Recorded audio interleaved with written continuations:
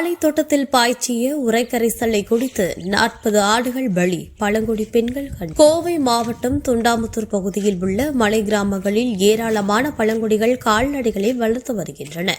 கோவை தொண்டாமுத்தூர் வட்டம் ஆலந்துறை பேரூராட்சிக்கு உட்பட்ட காளிமங்கலம் மலை கிராமத்தில் கால்நடை வளர்ப்பது முதன்மை தொழில்.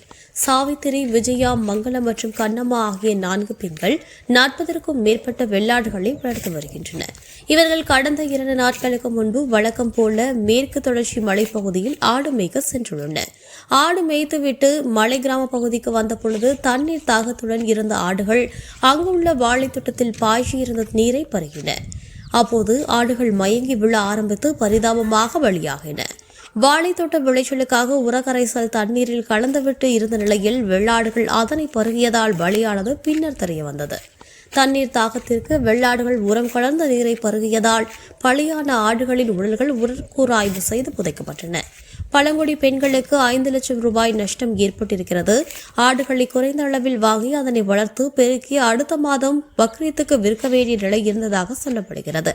இந்நிலையில் ஆடுகள் பலியாகி பெரும் நஷ்டத்தை ஏற்படுத்தி இருப்பதனால் மனிதாபிமான அடிப்படையில் அரசாங்கம் பழங்குடி பெண்களுக்கு உதவ வேண்டும் என கோரிக்கை வலுத்து வருகிறது.